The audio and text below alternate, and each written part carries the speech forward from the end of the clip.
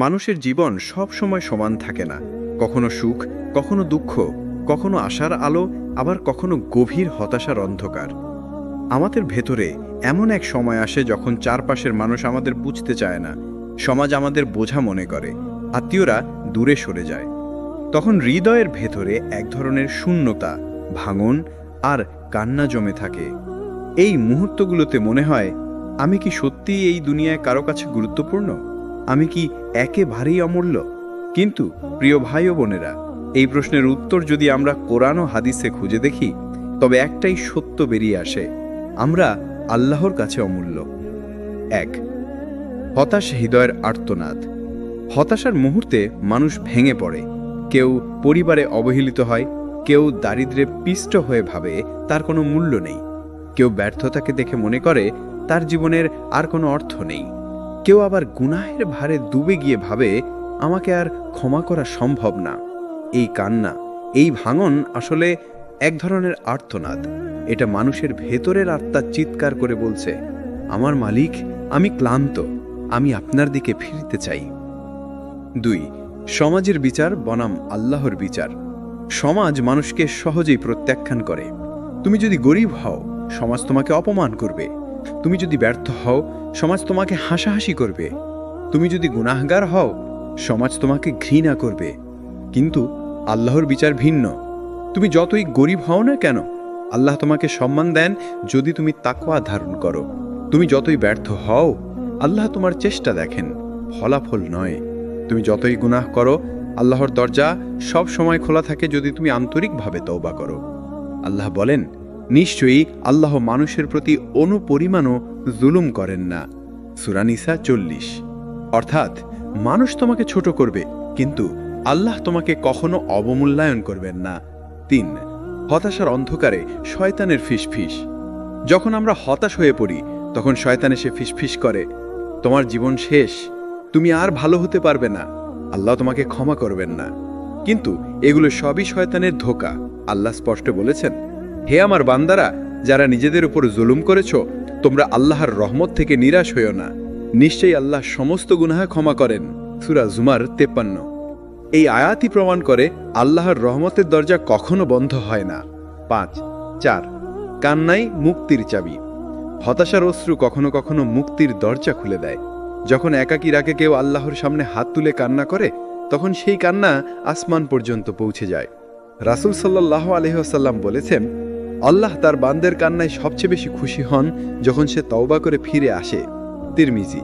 অতএব হতাশ হৃদয়ের কান্না কোনো দুর্বলতা নয়, বরং তা হলো নতুন জীবনের প্রথম ধাপ। 5. নতুন জীবনের আহ্বান।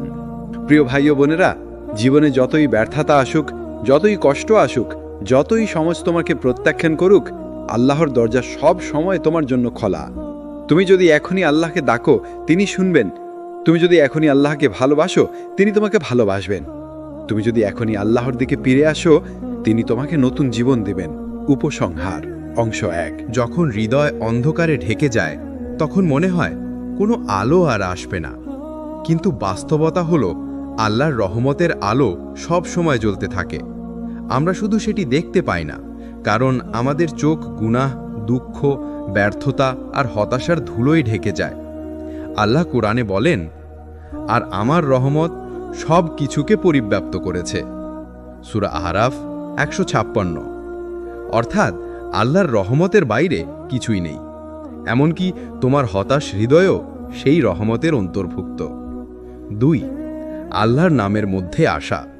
আল্লাহর সুন্দর 99টি নামের মধ্যে অনেকগুলো নামই আমাদের আশা জাগায়। আর রহমান, পরম দয়ালু; আর রাহিম, পরম করুণাময়; আল গফুর, অতি ক্ষমাশীল; আর তওয়াব, তওবা কবুলকারী; আল আফু, গুনাহ মুছে ফেলার মালিক।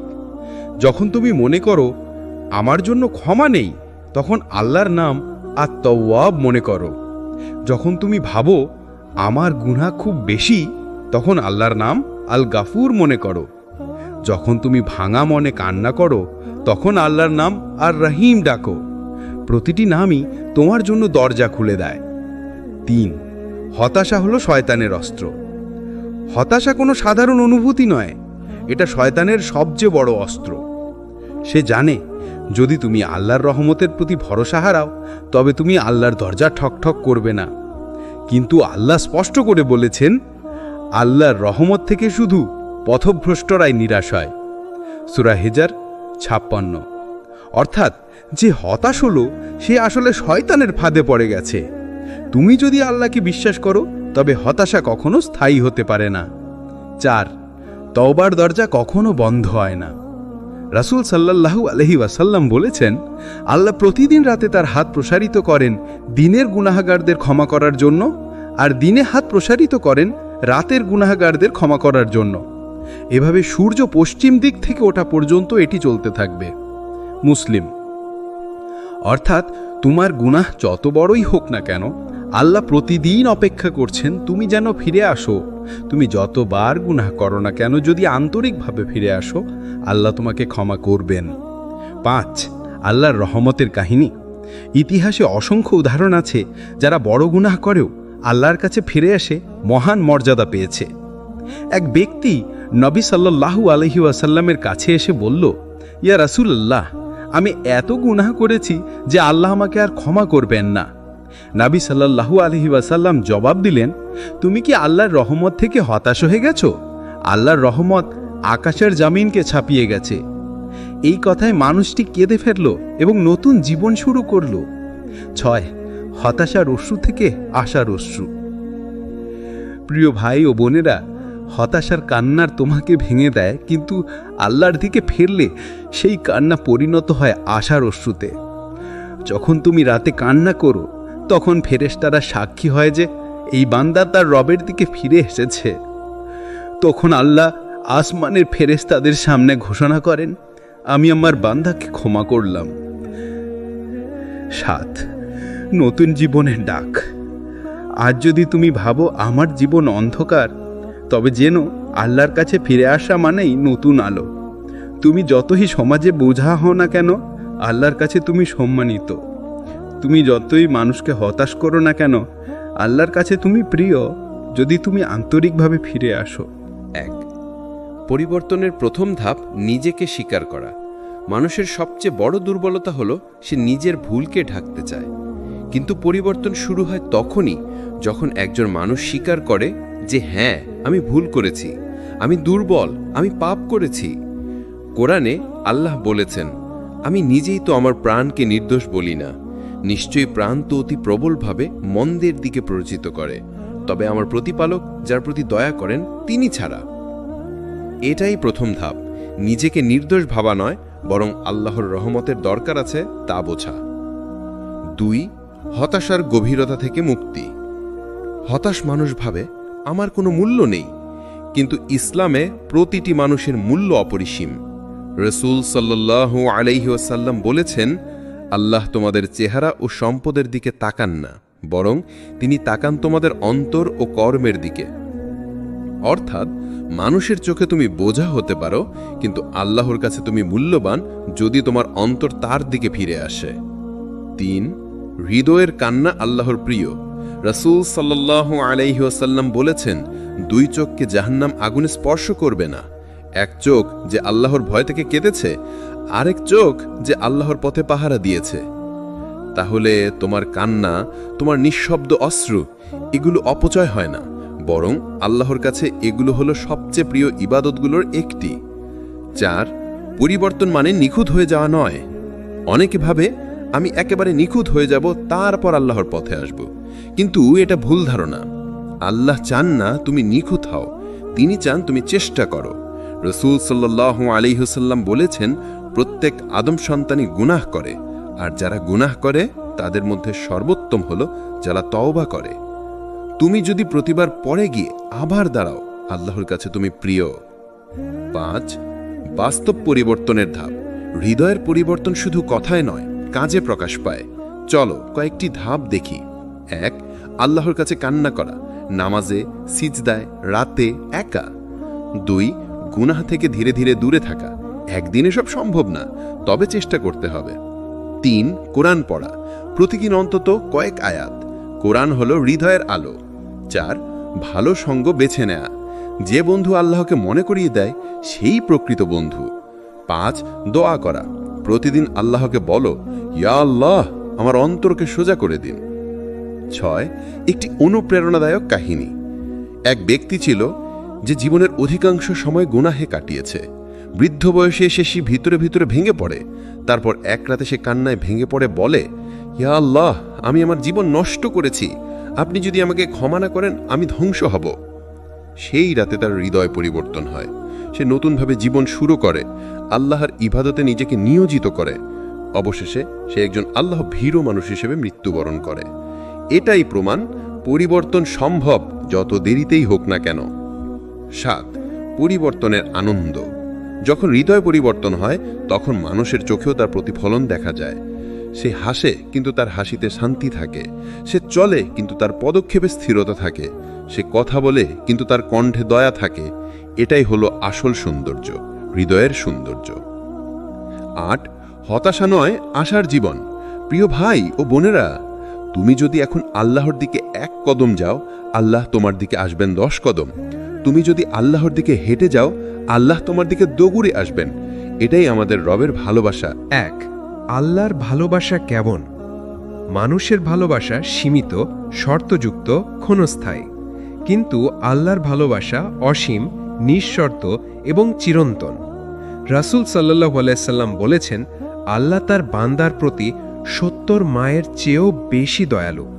ভাবুন তো, একজন মা তার সন্তানের জন্য নিজের জীবন বিলিয়ে দিতে পারে, তাহলে 70 মায়ের চেয়েও বেশি দয়া কেমন হতে পারে? এটাই হলো আমাদের রবের ভালোবাসা। 2. অন্ধকার থেকে আলোয় ফেরার গল্প। মানুষ যখন পাপের অন্ধকারে ডুবে যায় তখন সে ভাবে, আমার আর মুক্তি নেই। কিন্তু আল্লাহর রহমত তখনই তাকে ডাকে, হে আমার বান্দা, ফিরে আসো। কোরআনে আল্লাহ বলেন, বল, হে আমার বান্দাগণ, যারা নিজেদের প্রতি সীমা লঙ্ঘন করেছে, তোমরা আল্লাহর রহমত থেকে নিরাশ হও না, নিশ্চয়ই আল্লাহ সব গুনাহ ক্ষমা করে দেন। সূরা জুমার 53। এটাই হলো আল্লাহর ভালোবাসা। মানুষ যখন সবাই দরজা বন্ধ করে দেয় তখন আল্লাহর দরজা খোলা থাকে। 3. ছোট্ট একটি উদাহরণ। ধরো একটি শিশু খেলতে গিয়ে কাদায় পড়ে গেছে, তার জামা কালো, শরীর ময়লা, সে ভয়ে লুকিয়ে আছে। কিন্তু তার মা কাকে খুঁজে বের করে, জড়িয়ে ধরে, পরিষ্কার করে ফেলে। আল্লাহ আমাদের ঠিক এভাবেই খুঁজে নেন। আমরা যতই পাপ করি তিনি আমাদের ছেড়ে দেন না, আমাদের পরিষ্কার করেন যদি আমরা ফিরে আসি। 4. আল্লাহর ভালোবাসার প্রকাশ। আল্লাহ তার বান্দাকে ভালোবাসলে কি হয়? রাসূল সাল্লাল্লাহু আলাইহি সাল্লাম বলেছেন, আল্লাহ যখন কাউকে ভালোবাসেন তিনি জিবরাইলকে বলেন, আমি অমুককে ভালোবাসি, তুমি তাকে ভালোবাসো।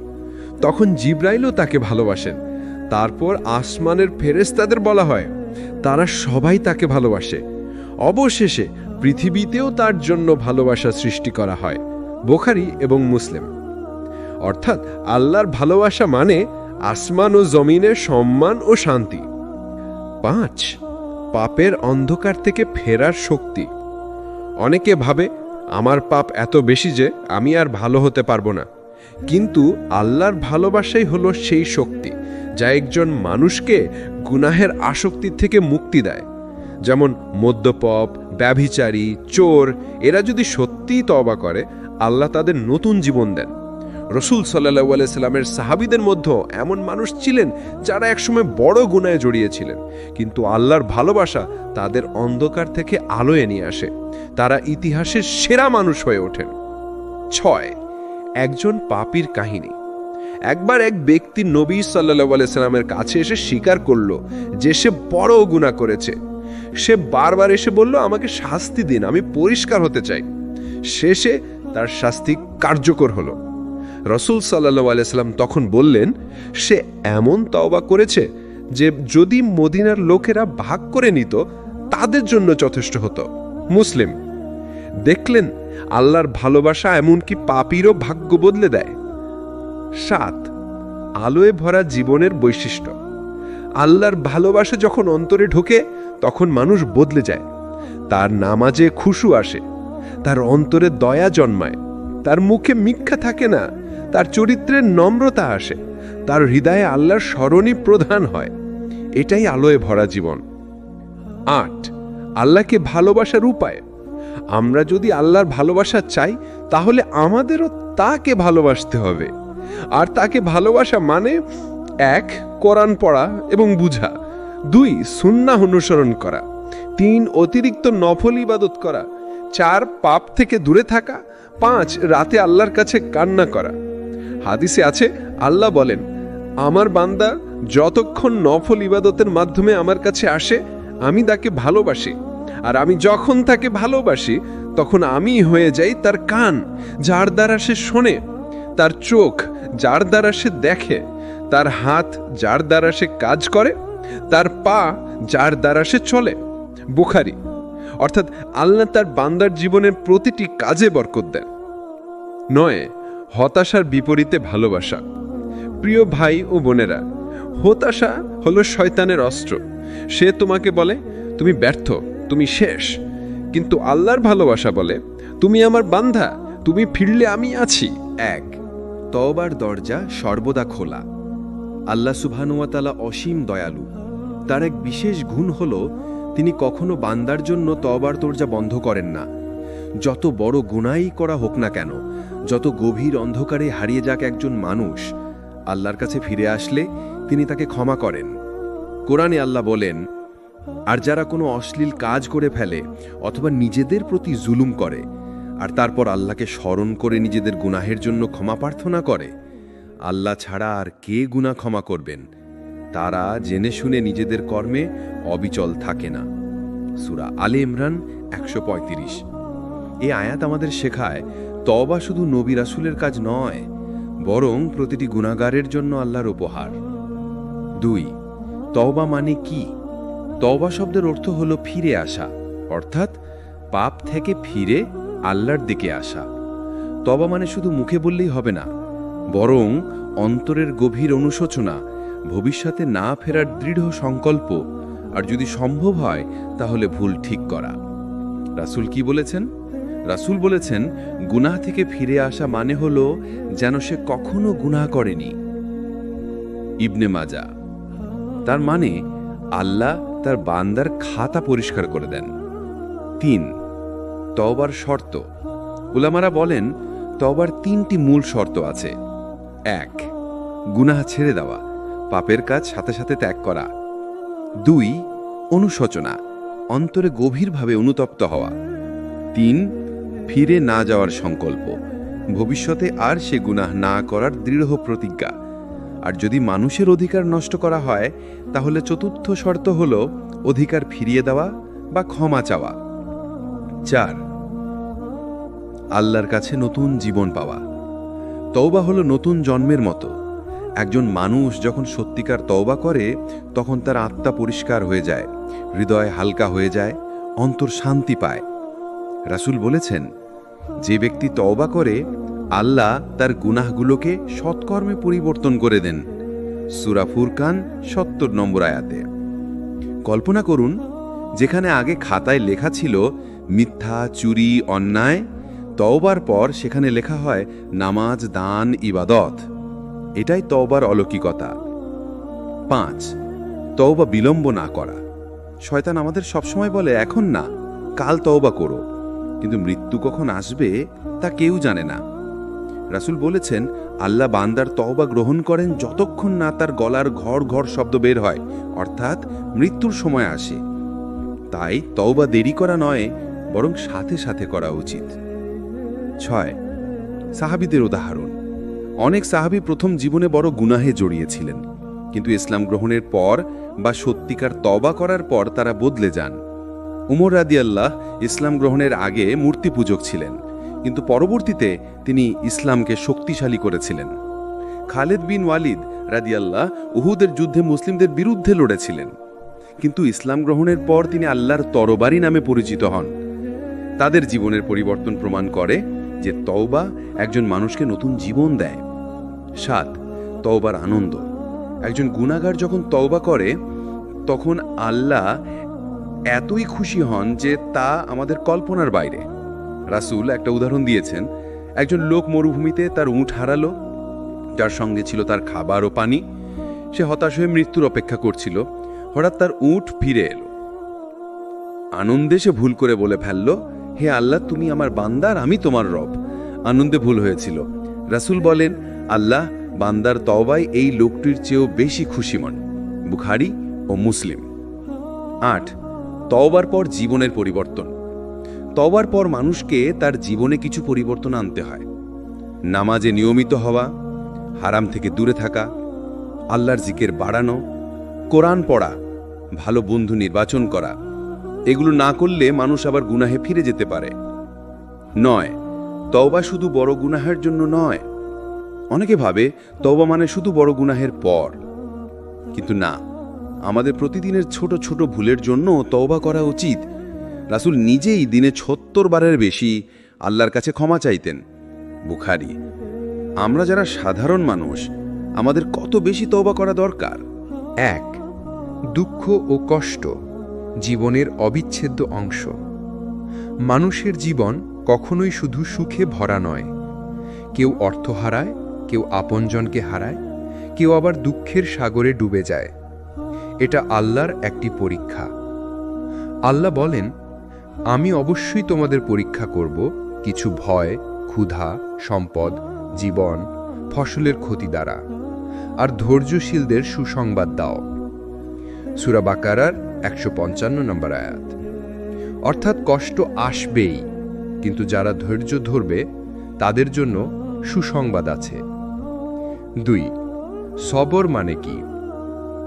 সবর শব্দের অর্থ হল ধৈর্য, স্থিরতা, সহনশীলতা।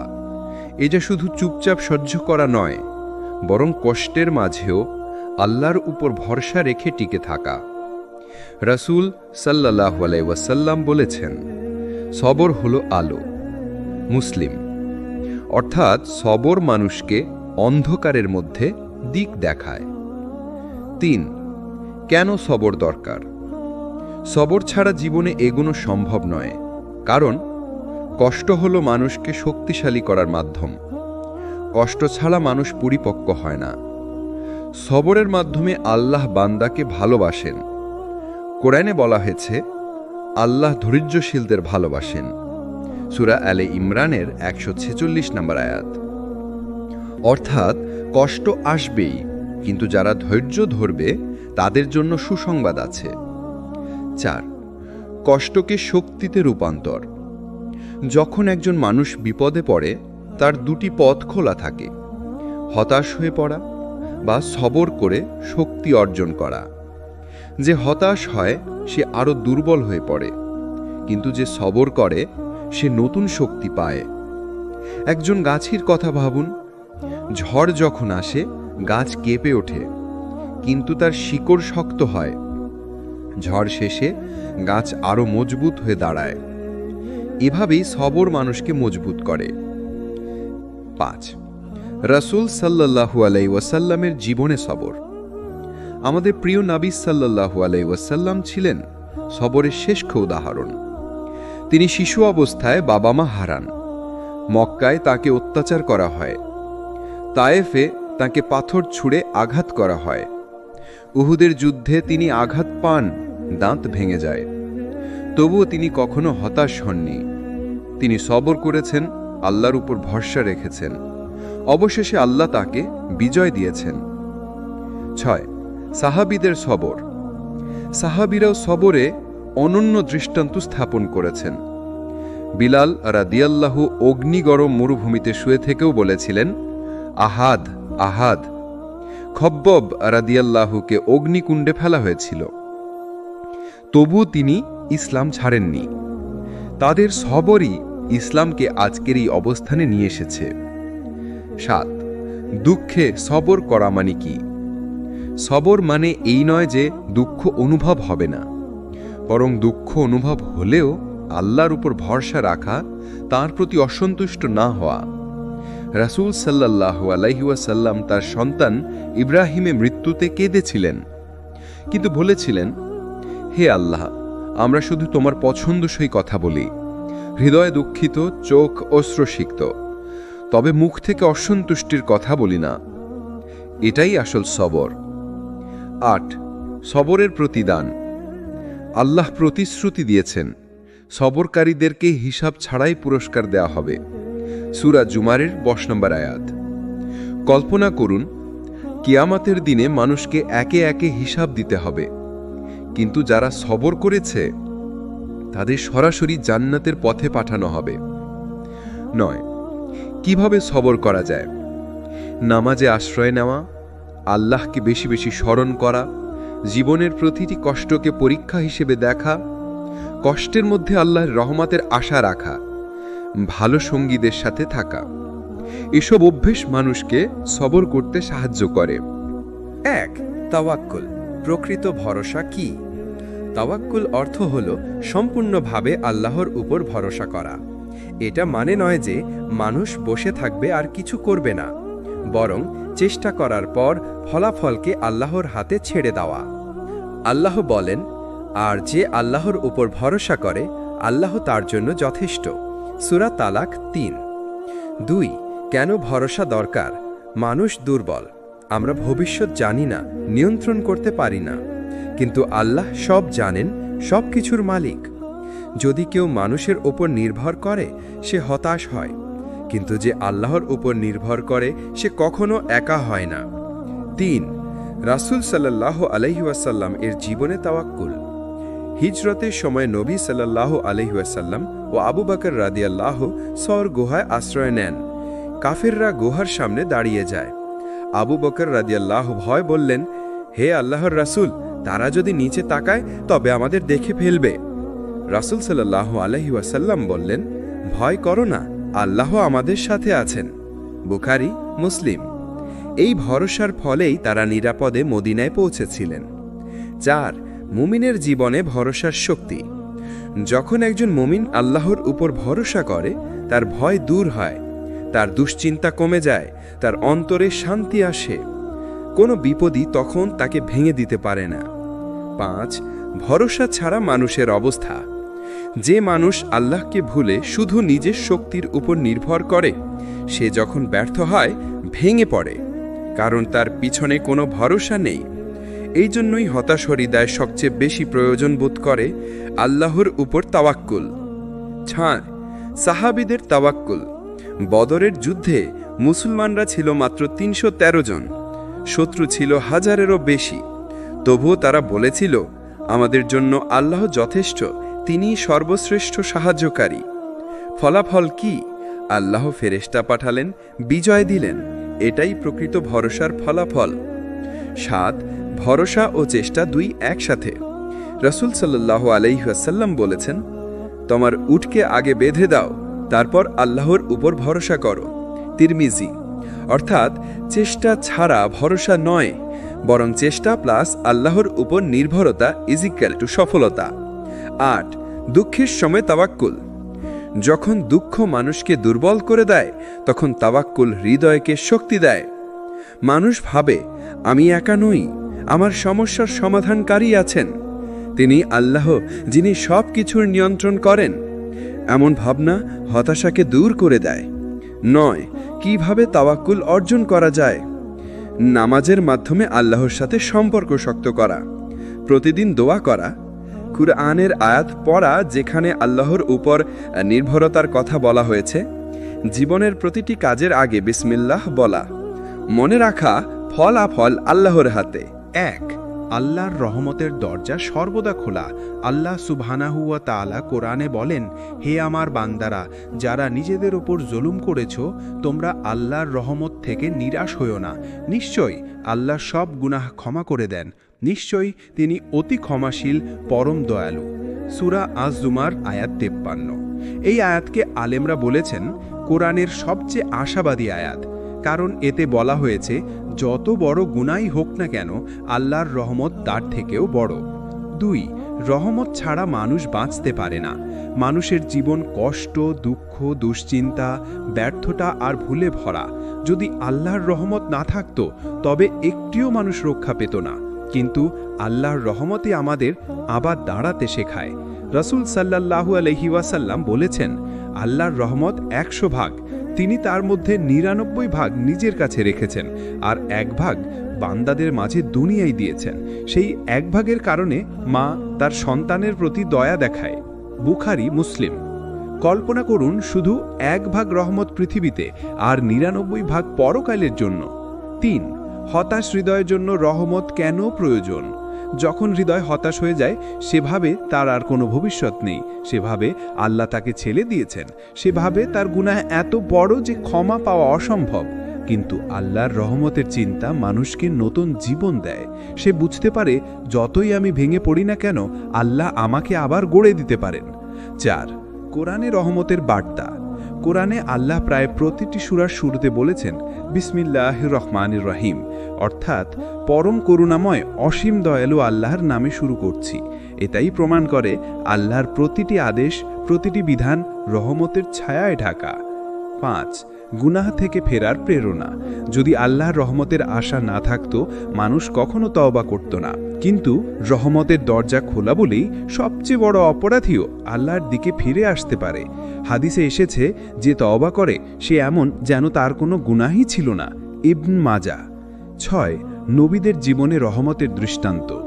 ইউনুস আলাইহিসসালাম মাছের পেটে দোয়া করেছিলেন, লা ইলাহা ইল্লান্তা সুবহানাকা ইন্নী কুনতু মিনাজ জালিমিন। আল্লাহ তার রহমতে তাকে মুক্তি দিলেন।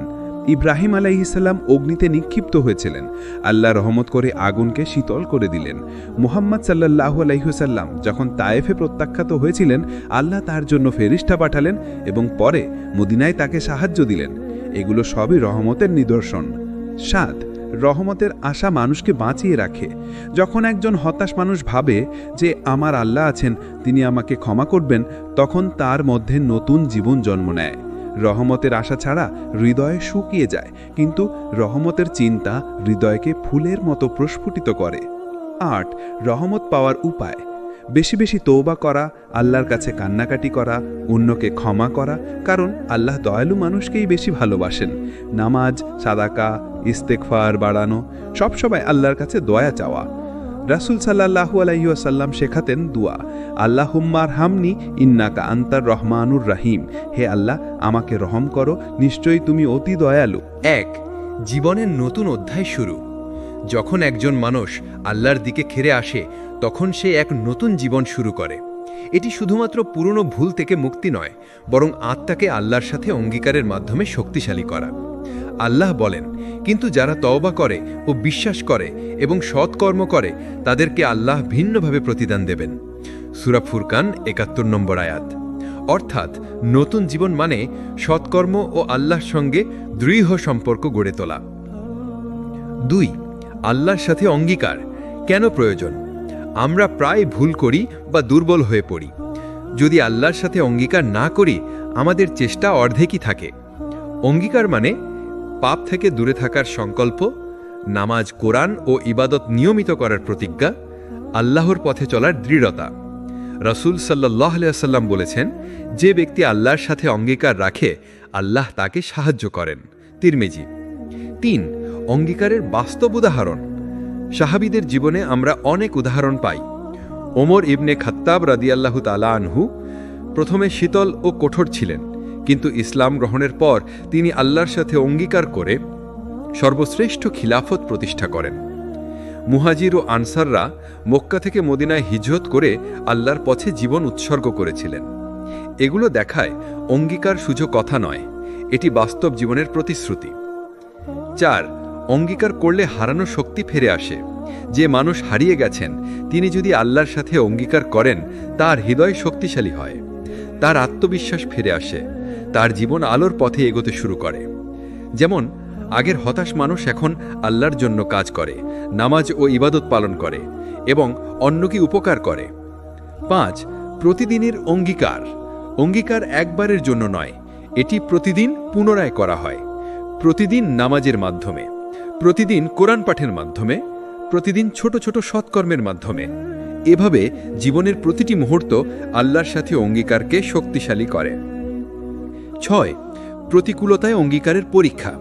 জীবনে নানা বাধা আসে, মানুষ অবমাননা করে, কোনো সাফল্য না আসে, হৃদয় হতাশ হয়, তখন অঙ্গীকারই শক্তি দেয়। রাসূল সাল্লাল্লাহু আলাইহি ওয়াসাল্লাম বলেছেন, যে ব্যক্তি আল্লাহর জন্য দৃঢ় থাকে, আল্লাহ তাকে কঠিন পরীক্ষার মধ্যেও সাহায্য করেন। বুখারী ও মুসলিম। অর্থাৎ প্রতিকূলতা মানুষকে ভাঙে না, বরং আল্লাহর সঙ্গে অঙ্গীকার তাকে শক্তিশালী করে। 7. অঙ্গীকার ও তওবার সংযোগ। তওবা হলো অতীতের গুনাহ থেকে ফিরে আসা, অঙ্গীকার হলো ভবিষ্যতের জন্য দৃঢ় প্রতিজ্ঞা। যদি এই দুই একত্র হয়, জীবনের প্রতিটি মুহূর্ত আল্লাহর দিকে পরিচালিত হয়। 8. নবীদের জীবনে অঙ্গীকার। নবী মুহাম্মদ সাল্লাল্লাহু আলাইহি সাল্লাম জীবনের প্রতিটি মুহূর্ত আল্লাহর সঙ্গে অঙ্গীকারে ছিলেন। শত্রুরা হুমকি দিলেও ধৈর্য ধরতেন, পাপের পথে হেলান দেননি, দুঃখের মাঝেও আল্লাহর ওপর ভরসা রাখতেন। এটাই আমাদের জন্য শিক্ষার উদাহরণ। আল্লাহর দয়া জীবনের চূড়ান্ত আশ্রয়। জীবনের প্রতিটি মুহূর্তে আমরা বিপদ, হতাশা, দুঃখ এবং ব্যর্থতার সম্মুখীন হই। কিন্তু এই সমস্ত কিছুর পরও যে মানুষ আল্লাহর দয়া ও রহমতের আশায় ভর করে, তার জীবন আলোকিত হয়। আল্লাহ বলেন, যে ব্যক্তি আমার দিকে ফিরে আসে, আমি তার দিকে ফিরে আসি। যে ব্যক্তি আমার কাছে আসে, আমি তাকে তৃপ্তি দিই। এটাই জীবনের চূড়ান্ত মুক্তি, হৃদয়ের শান্তি এবং অন্তরের সম্পূর্ণ প্রশান্তি। 2. গুনাহ থেকে মুক্তি। যে মানুষ সত্যিকার তওবা করে, হৃদয় ভেঙে আল্লাহর কাছে আসে, তিনি তার পাপগুলো থেকে মুক্তি পান। রসূল সাল্লাল্লাহু আলাইহি ওয়াসাল্লাম বলেছেন, যে বান্দা আল্লাহর কাছে সত্যিকার তওবা করে, আল্লাহ তার সমস্ত পূর্ববর্তী গুনাহ ক্ষমা করেন। বুখারী, মুসলিম। এভাবে জীবন নতুন দিশা পায়, যা আগে কখনো পাওয়া যায়নি। 3. আল্লাহর রহমতের আলো। আল্লাহর রহমত এমন একটি আলো যা মানব হৃদয়কে অন্ধকার থেকে বের করে আনে। যখন আমরা এই আলো অনুভব করি, হতাশা দূর হয়, আত্মবিশ্বাস বৃদ্ধি পায়, হৃদয়ে শান্তি আসে। রসূল সাল্লাল্লাহু আলাইহি ওয়াসাল্লাম বলেছেন, যে ব্যক্তি আল্লাহর রহমতের আশায় বাঁচে, সে কখনো ধ্বংস হয় না। 4. আল্লাহর সাথে সম্পর্ক দৃঢ় করা। সমাপ্তি ভাগ্যের চাবিকাঠি হল নামাজে খুশু, কোরআন পাঠ ও ভাবনায় মনোযোগ, দোয়া ও ইস্তিগফার, আল্লাহর জন্য সৎকর্ম। যখন আমরা আল্লাহর সাথে সম্পর্ক শক্ত করি, তখন তার দয়া আমাদের প্রতিটি মুহূর্তে ছায়ার মতো থাকে। 5. জীবনের বাস্তব শিক্ষা। এই পুরো সিরিজের শিক্ষা হল, মানুষ হতাশ হতে পারে, কিন্তু আল্লাহর কাছে ফিরে আসা সর্বদা সম্ভব। তওবা, সবর, ভরসা, রহমত এবং অঙ্গীকার, এসব একসাথে মিললে জীবন আলোকিত হয়। অতীতের ব্যর্থতা কখনো আমাদের ভবিষ্যৎকে নিয়ন্ত্রণ করতে পারবে না। 6. অন্তিম প্রেরণা। প্রিয় ভাই ও বোনেরা, মনে রাখুন, যখন তুমি সমাজের কাছে বোঝা হয়ে যাও, যখন কেউ তোমাকে বোঝে না, যখন তুমি নিজেও হাল ছাড়ার পথে, তখনই আল্লাহর দিকে ফিরে আসো। তিনি তোমার সাথে আছেন। তুমি যতটা নিঃস্ব বা ভেঙেই যেও না কেন, আল্লাহর দয়া ও রহমত তোমাকে নতুন জীবন দেবে। রসূল সাল্লাল্লাহু আলাইহি ওয়াসাল্লাম বলেছেন, আল্লাহর কাছে ফিরে আসা প্রতিটি বান্দার জন্য দয়া রয়েছে। সে যতই নিঃসঙ্গ বা দুর্বল হোক না কেন, আমি তাকে সাহায্য করব। তিরমিজি। উপসংহার: হতাশা হলো অস্থায়ী, আল্লাহর দয়া হলো চিরন্তন। প্রতিটি পদক্ষেপ আল্লাহর দিকে নিবদ্ধ হলে অন্তর পূর্ণ শান্তি পায়। এই শান্তি, এই মুক্তি, এই আলোকিত জীবন হলো প্রতিটি মানুষের জন্য। মানুষের জীবন সব সময় সমান থাকে না। কখনো সুখ, কখনো দুঃখ, কখনো আশার আলো, আবার কখনো গভীর হতাশার অন্ধকার। আমাদের ভেতরে এমন এক সময় আসে যখন চারপাশের মানুষ আমাদের বুঝতে চায় না, সমাজ আমাদের বোঝা মনে করে, আত্মীয়রা দূরে সরে যায়। তখন হৃদয়ের ভেতরে এক ধরনের শূন্যতা, ভাঙন আর কান্না জমে থাকে। এই মুহূর্তগুলোতে মনে হয়, আমি কি সত্যিই এই দুনিয়ায় কারো কাছে গুরুত্বপূর্ণ? আমি কি একেবারেই অমূল্য? কিন্তু প্রিয় ভাই ও বোনেরা, এই প্রশ্নের উত্তর যদি আমরা কোরআন ও হাদিসে খুঁজে দেখি, তবে একটাই সত্য বেরিয়ে আসে: আমরা আল্লাহর কাছে অমূল্য। 1. হতাশ হৃদয়ের আর্তনাদ। হতাশার মুহূর্তে মানুষ ভেঙে পড়ে, কেউ পরিবারে অবহেলিত হয়, কেউ দারিদ্র্যে পিষ্ট হয়ে ভাবে তার কোনো মূল্য নেই, কেউ ব্যর্থতাকে দেখে মনে করে তার জীবনের আর কোনো অর্থ নেই, কেউ আবার গুনাহের ভারে ডুবে গিয়ে ভাবে আমাকে আর ক্ষমা করা সম্ভব না। এই কান্না, এই ভাঙন আসলে এক ধরনের আর্তনাদ। এটা মানুষের ভেতরের আত্মা চিৎকার করে বলছে, আমার মালিক, আমি ক্লান্ত, আমি আপনার দিকে ফিরতে চাই। 2. সমাজের বিচার বনাম আল্লাহর বিচার। সমাজ মানুষকে সহজেই প্রত্যাখ্যান করে। তুমি যদি গরিব হও, সমাজ তোমাকে অপমান করবে। তুমি যদি ব্যর্থ হও, সমাজ তোমাকে হাসাহাসি করবে। তুমি যদি গুনাহগার হও, সমাজ তোমাকে ঘৃণা করবে। কিন্তু আল্লাহর বিচার ভিন্ন। তুমি যতই গরিব হও না কেন, আল্লাহ তোমাকে সম্মান দেন যদি তুমি তাকওয়া ধারণ করো। তুমি যতই ব্যর্থ হও, আল্লাহ তোমার চেষ্টা দেখেন, ফলাফল নয়। তুমি যতই গুনাহ করো, আল্লাহর দরজা সব সময় খোলা থাকে যদি তুমি আন্তরিকভাবে তওবা করো। আল্লাহ বলেন, নিশ্চয়ই আল্লাহ মানুষের প্রতি অনুপরিমাণও জুলুম করেন না। সূরা নিসা 40। অর্থাৎ মানুষ তোমাকে ছোট করবে, কিন্তু আল্লাহ তোমাকে কখনো অবমূল্যায়ন করবেন না। 3. হতাশার অন্ধকারে শয়তানের ফিসফিস। যখন আমরা হতাশ হয়ে পড়ি, তখন শয়তান এসে ফিসফিস করে, তোমার জীবন শেষ, তুমি আর ভালো হতে পারবে না, আল্লাহ তোমাকে ক্ষমা করবেন না। কিন্তু এগুলো সবই শয়তানের ধোঁকা। আল্লাহ স্পষ্ট বলেছেন, হে আমার বান্দারা, যারা নিজেদের উপর জুলুম করেছ, তোমরা আল্লাহর রহমত থেকে নিরাশ হইও না। নিশ্চয়ই আল্লাহ সমস্ত গুনাহ ক্ষমা করেন। সূরা জুমার 53। এই আয়াতই প্রমাণ করে আল্লাহর রহমতের দরজা কখনো বন্ধ হয় না। 5. 4. কান্নাই মুক্তির চাবি। হতাশার অশ্রু কখনো কখনো মুক্তির দরজা খুলে দেয়। যখন একাকী রাগে কেউ আল্লাহর সামনে হাত তুলে কান্না করে, তখন সেই কান্না আসমান পর্যন্ত পৌঁছে যায়। রাসূল সাল্লাল্লাহু আলাইহি ওয়াসাল্লাম বলেছেন, আল্লাহ তার বান্দের কান্নায় সবচেয়ে বেশি খুশি হন যখন সে তওবা করে ফিরে আসে। তিরমিজি। অতএব হতাশ হৃদয়ের কান্না কোনো দুর্বলতা নয়, বরং তা হলো নতুন জীবনের প্রথম ধাপ। 5. নতুন জীবনের আহ্বান। প্রিয় ভাই ও বোনেরা, জীবনে যতই ব্যর্থতা আসুক, যতই কষ্ট আসুক, যতই সমাজ তোমাকে প্রত্যাখ্যান করুক, আল্লাহর দরজা সব সময় তোমার জন্য খোলা। তুমি যদি এখনই আল্লাহকে ডাকো, তিনি শুনবেন। তুমি যদি এখনই আল্লাহকে ভালোবাসো, তিনি তোমাকে ভালোবাসবেন। তুমি যদি এখনই আল্লাহর দিকে ফিরে আসো, তিনি তোমাকে নতুন জীবন দেবেন। উপসংহার অংশ 1। যখন হৃদয় অন্ধকারে ঢেকে যায়, তখন মনে হয় কোনো আলো আর আসবে না। কিন্তু বাস্তবতা হলো আল্লাহর রহমতের আলো সব সময় জ্বলতে থাকে। আমরা শুধু সেটি দেখতে পাই না, কারণ আমাদের চোখ গুনাহ, দুঃখ, ব্যর্থতা আর হতাশার ধুলোয় ঢেকে যায়। আল্লাহ কোরআনে বলেন, আর আমার রহমত সব কিছুকে পরিব্যাপ্ত করেছে। সূরা আহরাফ 156।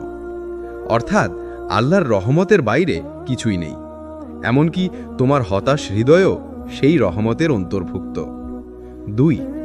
আল্লাহর নামের মধ্যে আসা। আল্লাহর সুন্দর 99টি নামের মধ্যে অনেকগুলো নামই আমাদের আশা জাগায়।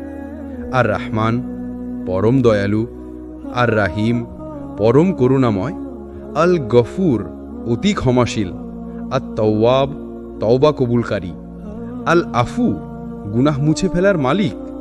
যখন তুমি মনে করো আমার জন্য ক্ষমা নেই, তখন আল্লাহর নাম আর তওয়াব মনে করো। যখন তুমি ভাবো আমার গুনাহ খুব বেশি, তখন আল্লাহর নাম আল গাফুর মনে করো। যখন তুমি ভাঙা মনে কান্না করো, তখন আল্লাহর নাম আর রহিম ডাকো। প্রতিটি নামই তোমার জন্য দরজা খুলে দেয়। 3. হতাশা হলো শয়তানের অস্ত্র। হতাশা কোনো সাধারণ অনুভূতি নয়, এটা শয়তানের সবচেয়ে বড় অস্ত্র। সে জানে যদি তুমি আল্লাহর রহমতের প্রতি ভরসা হারাও, তবে তুমি আল্লাহর দরজা ঠকঠক করবে না। কিন্তু আল্লাহ স্পষ্ট করে বলেছেন, আল্লাহর রহমত থেকে শুধু পথভ্রষ্টরাই নিরাশ হয়। সূরা হিজর 56। অর্থাৎ যে হতাশ হলো, সে আসলে শয়তানের ফাঁদে পড়ে গেছে। তুমি যদি আল্লাহকে বিশ্বাস করো, তবে হতাশা কখনো স্থায়ী হতে পারে না। 4. তওবার দরজা কখনো বন্ধ হয় না। রাসূল সাল্লাল্লাহু আলাইহি ওয়াসাল্লাম বলেছেন, আল্লাহ প্রতিদিন রাতে তার হাত প্রসারিত করেন দিনের গুনাহগারদের ক্ষমা করার জন্য, আর দিনে হাত প্রসারিত করেন রাতের গুনাহগারদের ক্ষমা করার জন্য। এভাবে সূর্য পশ্চিম দিক থেকে ওঠা পর্যন্ত এটি চলতে থাকবে। মুসলিম। অর্থাৎ তোমার গুনাহ যত বড়ই হোক না কেন, আল্লাহ প্রতিদিন অপেক্ষা করছেন তুমি যেন ফিরে আসো। তুমি যতবার গুনাহ করো না কেন, যদি আন্তরিকভাবে ফিরে আসো, আল্লাহ তোমাকে ক্ষমা করবেন। 5. আল্লাহর রহমতের কাহিনী। ইতিহাসে অসংখ্য উদাহরণ আছে যারা বড় গুনাহ করেও আল্লাহর কাছে ফিরে এসে মহান মর্যাদা পেয়েছে।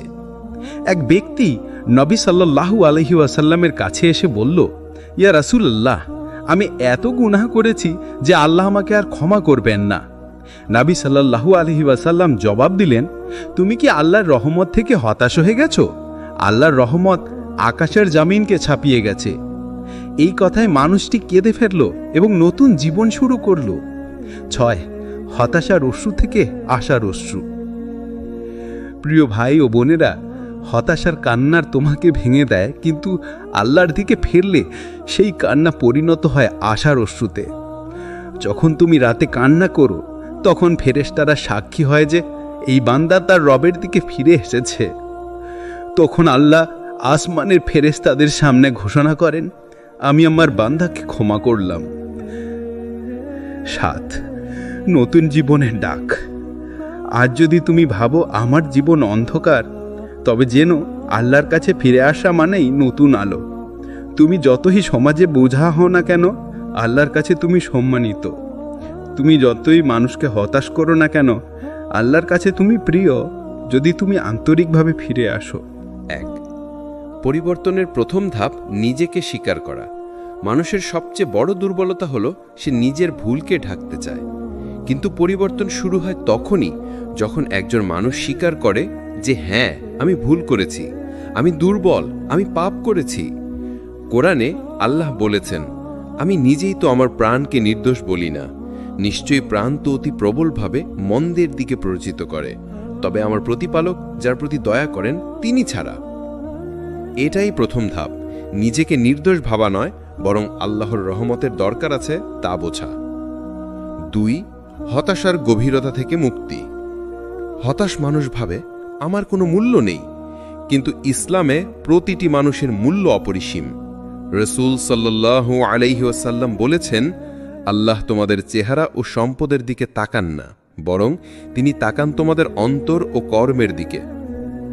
অর্থাৎ মানুষের চোখে তুমি বোঝা হতে পারো, কিন্তু আল্লাহর কাছে তুমি মূল্যবান যদি তোমার অন্তর তার দিকে ফিরে আসে। 3. হৃদয়ের কান্না আল্লাহর প্রিয়। রাসূল সাল্লাল্লাহু আলাইহি ওয়াসাল্লাম বলেছেন, 2 চোখকে জাহান্নাম আগুনে স্পর্শ করবে না। এক চোখ যে আল্লাহর ভয় থেকে কেঁদেছে, আরেক চোখ যে আল্লাহর পথে পাহারা দিয়েছে।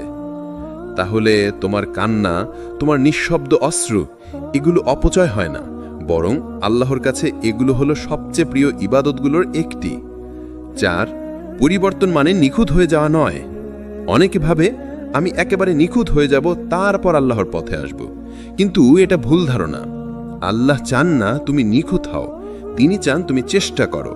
রসূল সাল্লাল্লাহু আলাইহি ওয়াসাল্লাম বলেছেন, প্রত্যেক আদম সন্তানই গুনাহ করে, আর যারা গুনাহ করে তাদের মধ্যে সর্বোত্তম হলো যারা তওবা করে। তুমি যদি প্রতিবার পরে গিয়ে আবার দাঁড়াও, আল্লাহর কাছে তুমি প্রিয়। 5. বাস্তব পরিবর্তনের ধাপ। হৃদয়ের পরিবর্তন শুধু কথায় নয়, কাজে প্রকাশ পায়। চলো কয়েকটি ধাপ দেখি। 1. আল্লাহর কাছে কান্না করা, নামাজে, সিজদায়, রাতে, একা। 2. গুনাহ থেকে ধীরে ধীরে দূরে থাকা। একদিনে সব সম্ভব না, তবে চেষ্টা করতে হবে। 3. কোরআন পড়া, প্রতিদিন অন্তত কয়েক আয়াত। কোরআন হলো হৃদয়ের আলো। 4. ভালো সঙ্গ বেছে নেয়া, যে বন্ধু আল্লাহকে মনে করিয়ে দেয় সেই প্রকৃত বন্ধু। 5. দোয়া করা, প্রতিদিন আল্লাহকে বলো, ইয়া আল্লাহ, আমার অন্তরকে সোজা করে দিন। 6. একটি অনুপ্রেরণাদায়ক কাহিনী। এক ব্যক্তি ছিল যে জীবনের অধিকাংশ সময় গুনাহে কাটিয়েছে। বৃদ্ধ বয়সে এসে সে ভিতরে ভিতরে ভেঙে পড়ে। তারপর এক রাতে সে কান্নায় ভেঙে পড়ে বলে, ইয়া আল্লাহ, আমি আমার জীবন নষ্ট করেছি, আপনি যদি আমাকে ক্ষমা না করেন আমি ধ্বংস হব। সেই রাতে তার হৃদয় পরিবর্তন হয়। সে নতুনভাবে জীবন শুরু করে, আল্লাহর ইবাদতে নিজেকে নিয়োজিত করে। অবশেষে সে একজন আল্লাহ ভীরু মানুষ হিসেবে মৃত্যুবরণ করে। এটাই প্রমাণ, পরিবর্তন সম্ভব, যত দেরিতেই হোক না কেন। 7. পরিবর্তনের আনন্দ। যখন হৃদয় পরিবর্তন হয়, তখন মানুষের চোখেও তার প্রতিফলন দেখা যায়। সে হাসে কিন্তু তার হাসিতে শান্তি থাকে, সে চলে কিন্তু তার পদক্ষেপে স্থিরতা থাকে, সে কথা বলে কিন্তু তার কণ্ঠে দয়া থাকে। এটাই হলো আসল সৌন্দর্য, হৃদয়ের সৌন্দর্য। ৮. হতাশা নয়, আশার জীবন। প্রিয় ভাই ও বোনেরা, তুমি যদি এখন আল্লাহর দিকে ১ কদম যাও, আল্লাহ তোমার দিকে আসবেন ১০ কদম। তুমি যদি আল্লাহর দিকে হেঁটে যাও, আল্লাহ তোমার দিকে দৌড়ে আসবেন। এটাই আমাদের রবের ভালোবাসা। ১. আল্লাহর ভালোবাসা কেমন? মানুষের ভালোবাসা সীমিত, শর্তযুক্ত, ক্ষণস্থায়ী। কিন্তু আল্লাহর ভালোবাসা অসীম, নিঃশর্ত এবং চিরন্তন। রাসূল সাল্লাল্লাহু আলাইহি সাল্লাম বলেছেন, আল্লাহ তার বান্দার প্রতি ৭০ মায়ের চেয়েও বেশি দয়ালু। ভাবুন তো, একজন মা তার সন্তানের জন্য নিজের জীবন বিলিয়ে দিতে পারে, তাহলে ৭০ মায়ের চেয়েও বেশি দয়া কেমন হতে পারে? এটাই হলো আমাদের রবের ভালোবাসা।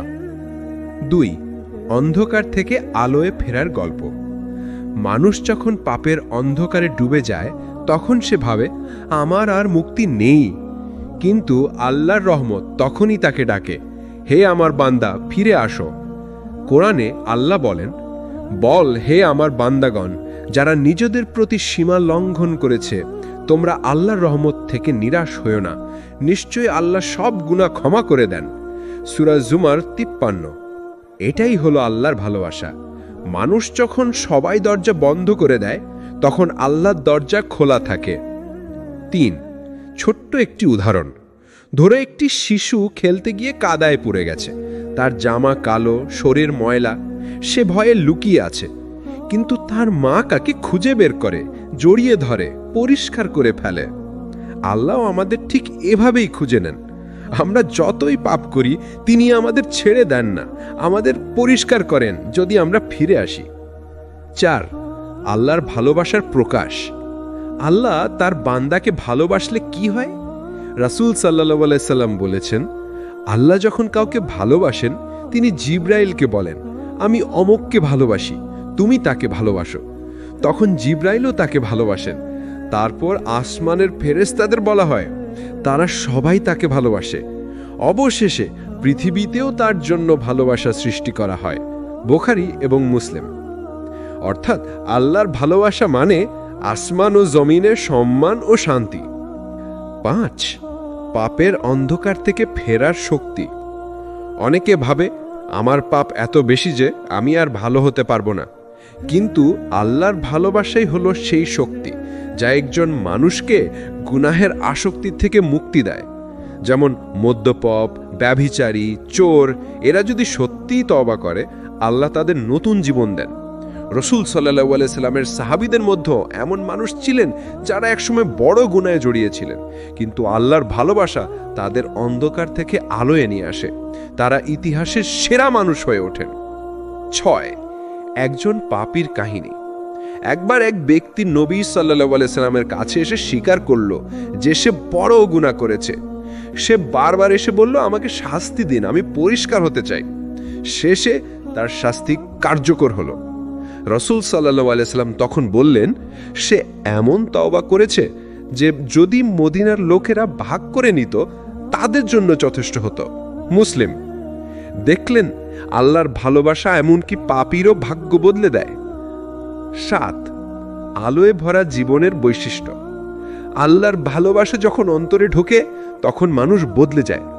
তার নামাজে খুশু আসে, তার অন্তরে দয়া জন্মায়, তার মুখে মিথ্যা থাকে না, তার চরিত্রে নম্রতা আসে, তার হৃদয়ে আল্লাহর স্মরণই প্রধান হয়। এটাই আলোয় ভরা জীবন। ৮. আল্লাহকে ভালোবাসার উপায়। আমরা যদি আল্লাহর ভালোবাসা চাই, তাহলে আমাদেরও তাকে ভালোবাসতে হবে। আর তাকে ভালোবাসা মানে ১. কোরআন পড়া এবং বুঝা, ২. সুন্নাহ অনুসরণ করা, ৩. অতিরিক্ত নফল ইবাদত করা, ৪. পাপ থেকে দূরে থাকা, ৫. রাতে আল্লাহর কাছে কান্না করা। হাদিসে আছে, আল্লাহ বলেন, আমার বান্দা যতক্ষণ নফল ইবাদতের মাধ্যমে আমার কাছে আসে, আমি তাকে ভালোবাসি।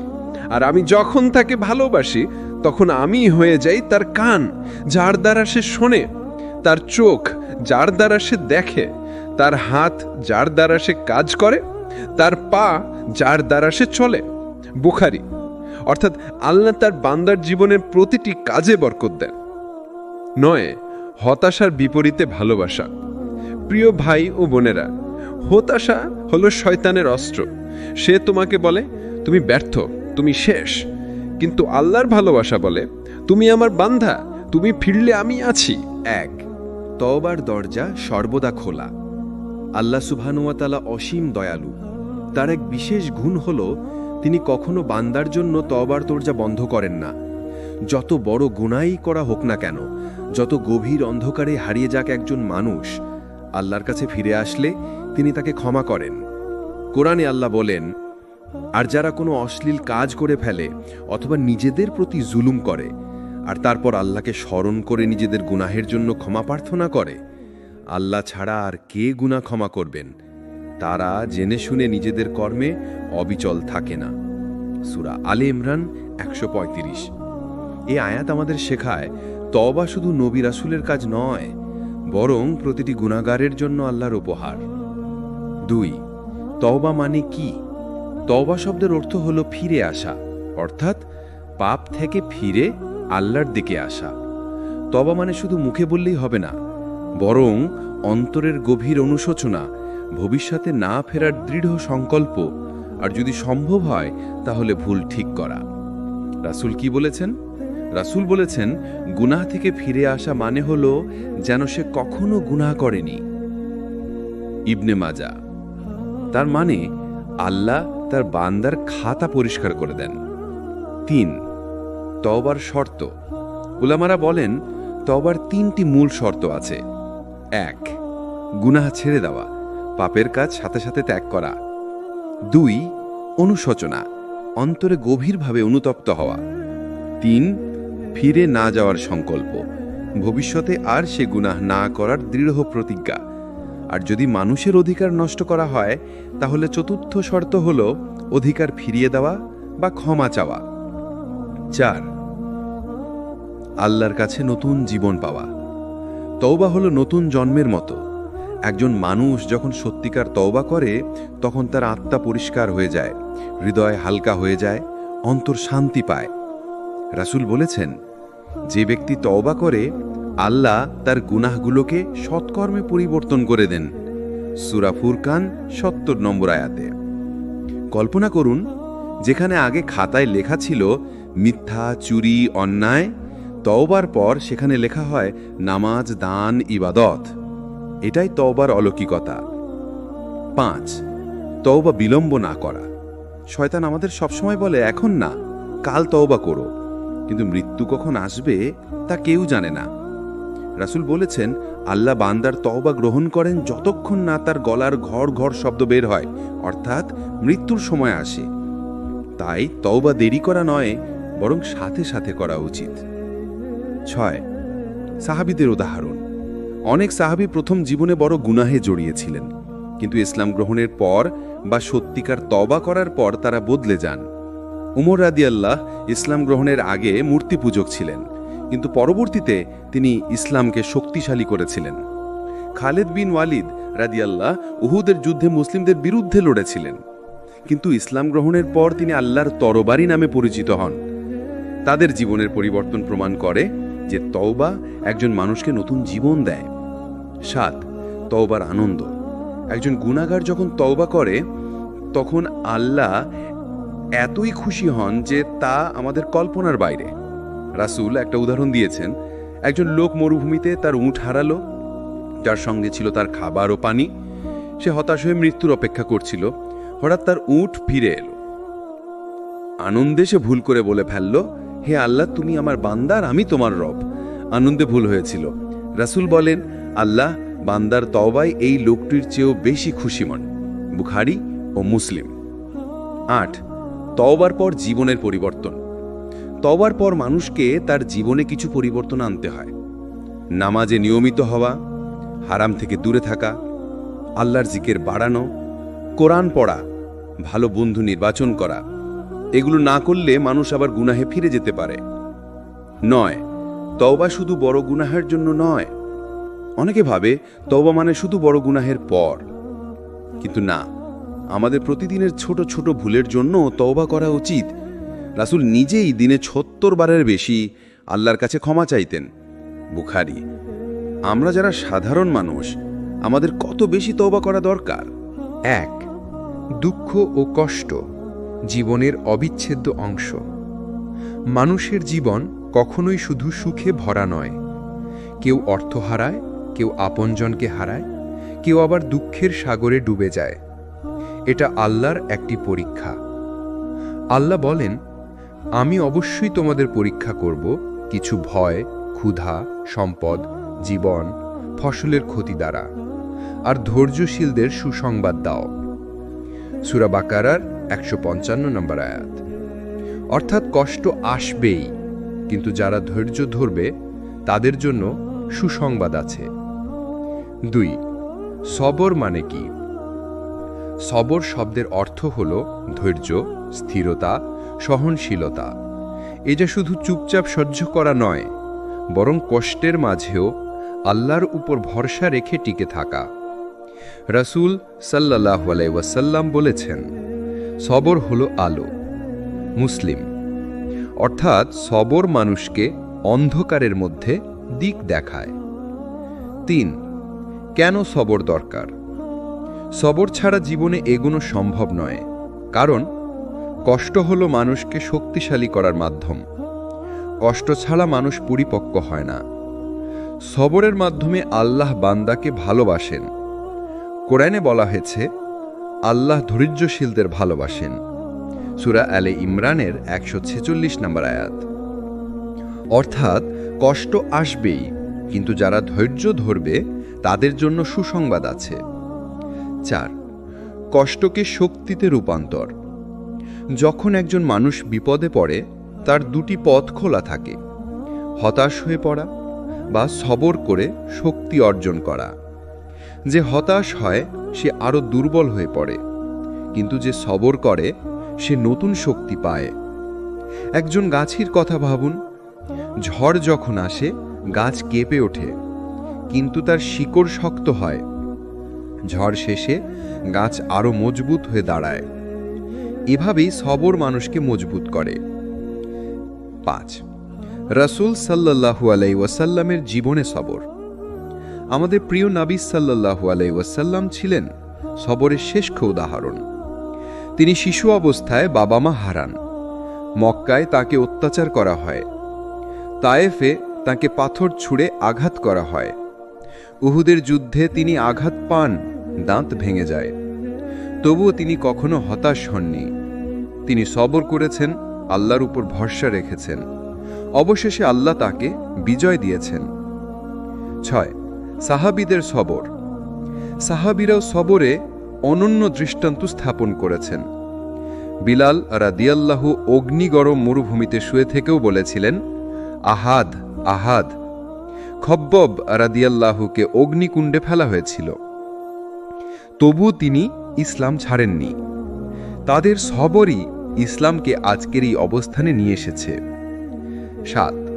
দুঃখে সবর করা মানে কি?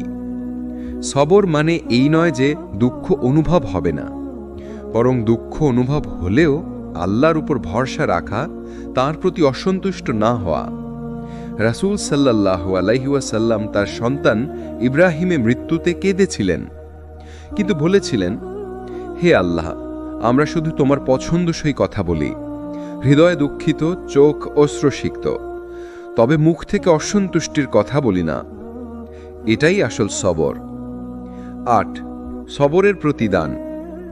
আল্লাহ প্রতিশ্রুতি দিয়েছেন, সবরকারীদেরকে হিসাব ছাড়াই পুরস্কার দেয়া হবে। সূরা জুমারের ২০ নম্বর আয়াত। কল্পনা করুন, কিয়ামতের দিনে মানুষকে একে একে হিসাব দিতে হবে, কিন্তু যারা সবর করেছে তাদের সরাসরি জান্নাতের পথে পাঠানো হবে। ৯. কিভাবে সবর করা যায়?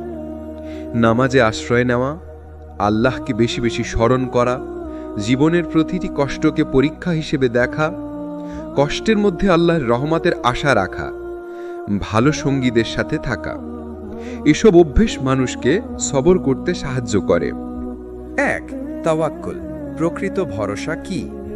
তাওয়াক্কুল অর্থ হল সম্পূর্ণভাবে আল্লাহর উপর ভরসা করা। এটা মানে নয় যে মানুষ বসে থাকবে আর কিছু করবে না, বরং চেষ্টা করার পর ফলাফলকে আল্লাহর হাতে ছেড়ে দেওয়া। আল্লাহ বলেন, আর যে আল্লাহর উপর ভরসা করে আল্লাহ তার জন্য যথেষ্ট। সূরা তালাক ৩। ২. কেন ভরসা দরকার? মানুষ দুর্বল, আমরা ভবিষ্যৎ জানি না, নিয়ন্ত্রণ করতে পারি না, কিন্তু আল্লাহ সব জানেন, সব কিছুর মালিক। যদি কেউ মানুষের ওপর নির্ভর করে সে হতাশ হয়, কিন্তু যে আল্লাহর উপর নির্ভর করে সে কখনো একা হয় না। ৩. রাসূল সাল্লাল্লাহু আলাইহি ওয়াসাল্লাম এর জীবনে তাওয়াক্কুল। হিজরতের সময় নবী সাল্লাল্লাহু আলাইহি ওয়াসাল্লাম ও আবু বকর রাদিয়াল্লাহু সওর গুহায় আশ্রয় নেন। কাফেররা গুহার সামনে দাঁড়িয়ে যায়। আবু বকর রাদিয়াল্লাহু ভয় বললেন, হে আল্লাহর রাসূল, তারা যদি নিচে তাকায় তবে আমাদের দেখে ফেলবে। রাসূল সাল্লাল্লাহু আলাইহি ওয়াসাল্লাম বললেন, ভয় করো না, আল্লাহ আমাদের সাথে আছেন। বুখারী, মুসলিম। এই ভরসার ফলেই তারা নিরাপদে মদিনায় পৌঁছেছিলেন। ৪. মুমিনের জীবনে ভরসার শক্তি। যখন একজন মুমিন আল্লাহর উপর ভরসা করে তার ভয় দূর হয়, তার দুশ্চিন্তা কমে যায়, তার অন্তরে শান্তি আসে। কোনো বিপদই তখন তাকে ভেঙে দিতে পারে না। ৫. ভরসা ছাড়া মানুষের অবস্থা। যে মানুষ আল্লাহকে ভুলে শুধু নিজের শক্তির উপর নির্ভর করে সে যখন ব্যর্থ হয় ভেঙে পড়ে, কারণ তার পিছনে কোনো ভরসা নেই। এই জন্যই হতাশ হৃদয় সবচেয়ে বেশি প্রয়োজন বোধ করে আল্লাহর উপর তাওয়াক্কুল। ৬. সাহাবীদের তাওয়াক্কুল। বদরের যুদ্ধে মুসলমানরা ছিল মাত্র ৩১৩ জন, শত্রু ছিল হাজারেরও বেশি। তবুও তারা বলেছিল, আমাদের জন্য আল্লাহ যথেষ্ট, তিনিই সর্বশ্রেষ্ঠ সাহায্যকারী। ফলাফল কি? আল্লাহ ফেরেশতা পাঠালেন, বিজয় দিলেন। এটাই প্রকৃত ভরসার ফলাফল। ৭. ভরসা ও চেষ্টা দুই একসাথে। রাসূল সাল্লাল্লাহু আলাইহি ওয়াসাল্লাম বলেছেন, তোমার উটকে আগে বেঁধে দাও, তারপর আল্লাহর উপর ভরসা করো। তিরমিজি। অর্থাৎ চেষ্টা ছাড়া ভরসা নয়, বরং চেষ্টা প্লাস আল্লাহর উপর নির্ভরতা = সফলতা। ৮. দুঃখের সময় তাওয়াক্কুল। যখন দুঃখ মানুষকে দুর্বল করে দেয় তখন তাওয়াক্কুল হৃদয়কে শক্তি দেয়। মানুষ ভাবে, আমি একা নই, আমার সমস্যার সমাধানকারী আছেন, তিনি আল্লাহ যিনি সব কিছুর নিয়ন্ত্রণ করেন। এমন ভাবনা হতাশাকে দূর করে দেয়। ৯. কিভাবে তাওয়াক্কুল অর্জন করা যায়? নামাজের মাধ্যমে আল্লাহর সাথে সম্পর্ক শক্ত করা, প্রতিদিন দোয়া করা, কুরআনের আয়াত পড়া যেখানে আল্লাহর উপর নির্ভরতার কথা বলা হয়েছে, জীবনের প্রতিটি কাজের আগে বিসমিল্লাহ বলা, মনে রাখা ফলাফল আল্লাহর হাতে। ১. আল্লাহর রহমতের দরজা সর্বদা খোলা। আল্লাহ সুবহানাহু ওয়া তাআলা কোরআনে বলেন, হে আমার বান্দারা, যারা নিজেদের ওপর জুলুম করেছ, তোমরা আল্লাহর রহমত থেকে নিরাশ হইও না। নিশ্চয়ই আল্লাহ সব গুনাহ ক্ষমা করে দেন। নিশ্চয়ই তিনি অতি ক্ষমাশীল, পরম দয়ালু। সূরা আজ-জুমার আয়াত ৫৩। এই আয়াতকে আলেমরা বলেছেন কোরআনের সবচেয়ে আশাবাদী আয়াত, কারণ এতে বলা হয়েছে যত বড় গুনাহই হোক না কেন আল্লাহর রহমত তার থেকেও বড়। ২. রহমত ছাড়া মানুষ বাঁচতে পারে না। মানুষের জীবন কষ্ট, দুঃখ, দুশ্চিন্তা, ব্যর্থতা আর ভুলে ভরা। যদি আল্লাহর রহমত না থাকতো তবে একটিও মানুষ রক্ষা পেত না। কিন্তু আল্লাহর রহমতই আমাদের আবার দাঁড়াতে শেখায়। রাসূল সাল্লাল্লাহু আলাইহি ওয়াসাল্লাম বলেছেন, আল্লাহর রহমত ১০০ ভাগ, তিনি তার মধ্যে ৯৯ ভাগ নিজের কাছে রেখেছেন আর ১ ভাগ বান্দাদের মাঝে দুনিয়ায় দিয়েছেন। সেই ১ ভাগের কারণে মা তার সন্তানের প্রতি দয়া দেখায়। বুখারী, মুসলিম। কল্পনা করুন শুধু ১ ভাগ রহমত পৃথিবীতে আর ৯৯ ভাগ পরকালের জন্য। ৩. হতাশ হৃদয়ের জন্য রহমত কেন প্রয়োজন? যখন হৃদয় হতাশ হয়ে যায় সেভাবে তার আর কোনো ভবিষ্যৎ নেই, সেভাবে আল্লাহ তাকে ছেড়ে দিয়েছেন, সেভাবে তার গুনাহ এত বড় যে ক্ষমা পাওয়া অসম্ভব। কিন্তু আল্লাহর রহমতের চিন্তা মানুষকে নতুন জীবন দেয়। সে বুঝতে পারে যতই আমি ভেঙে পড়ি না কেন আল্লাহ আমাকে আবার গড়ে দিতে পারেন। ৪. কোরআনে রহমতের বার্তা।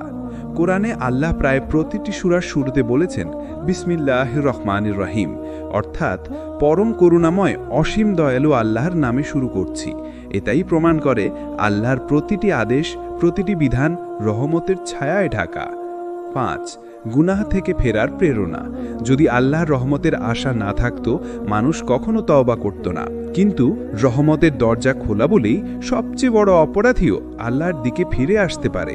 হাদিসে এসেছে, যে তওবা করে সে এমন যেন তার কোনো গুনাহই ছিল না। ইবন মাজা। 6. নবীদের জীবনে রহমতের দৃষ্টান্ত।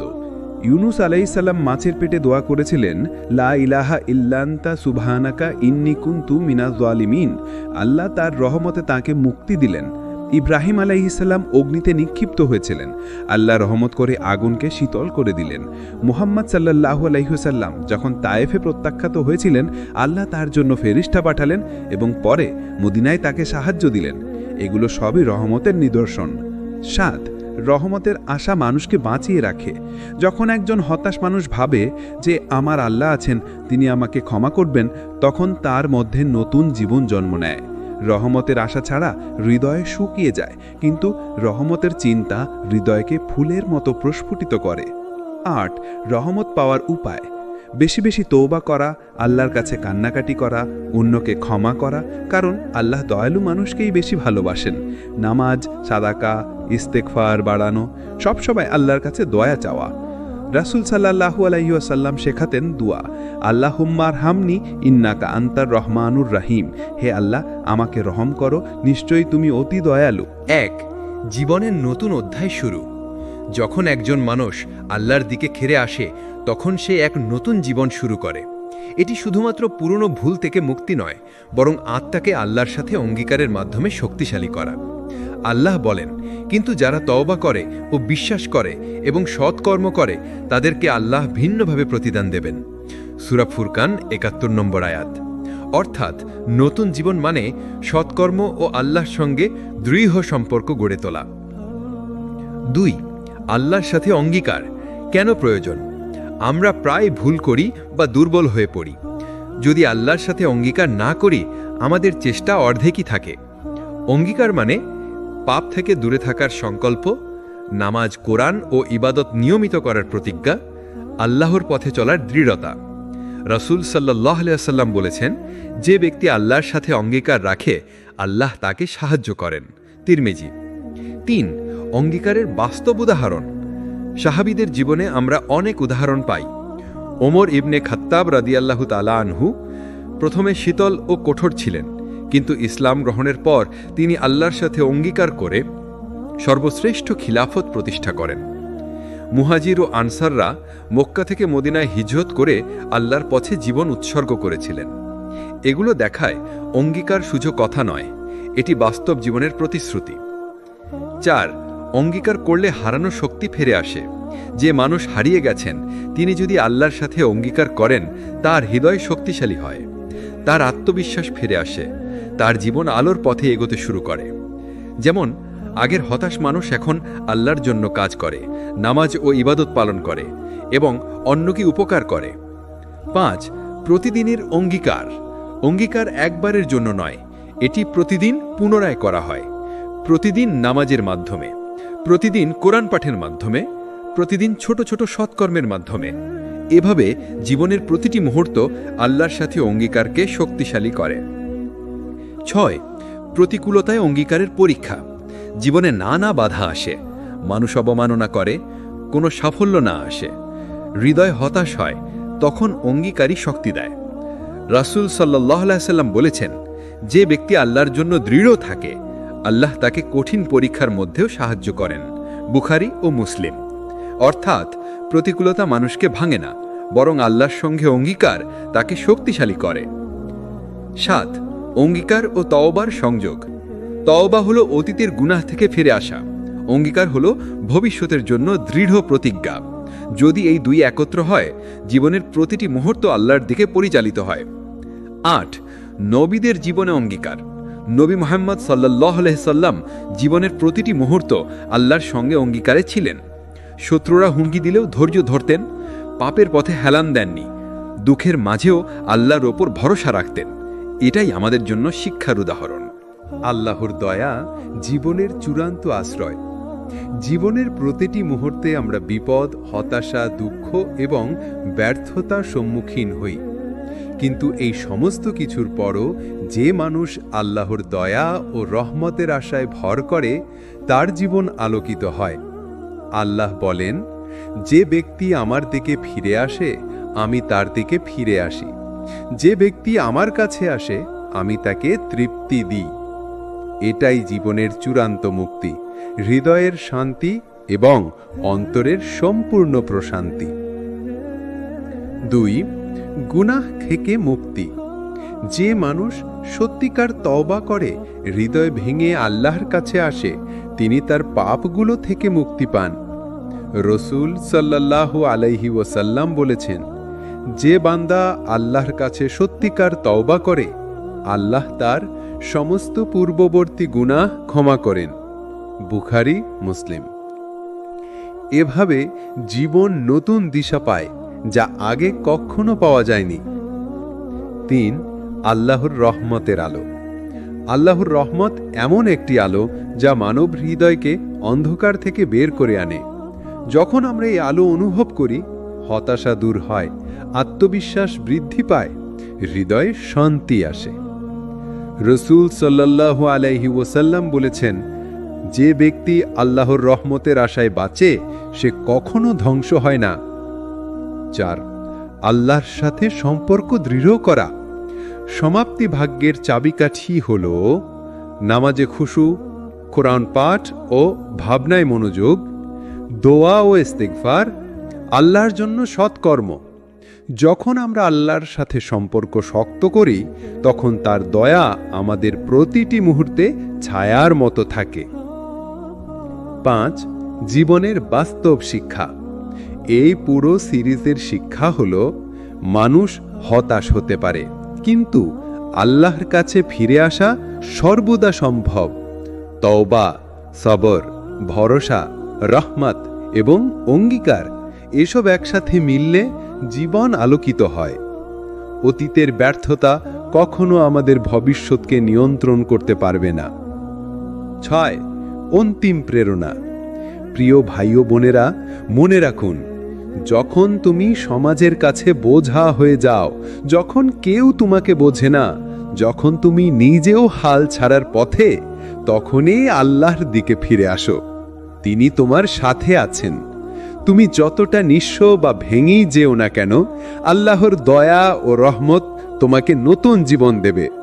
রসূল সাল্লাল্লাহু আলাইহি ওয়াসাল্লাম বলেছেন, আল্লাহর কাছে ফিরে আসা প্রতিটি বান্দার জন্য দয়া রয়েছে। সে যতই নিঃসঙ্গ বা দুর্বল হোক না কেন, আমি তাকে সাহায্য করব। তিরমিজি। উপসংহার: হতাশা হলো অস্থায়ী, আল্লাহর দয়া হলো চিরন্তন। প্রতিটি পদক্ষেপ আল্লাহর দিকে নিবদ্ধ হলে অন্তর পূর্ণ শান্তি পায়। এই শান্তি, এই মুক্তি, এই আলোকিত জীবন হলো প্রতিটি মানুষের জন্য।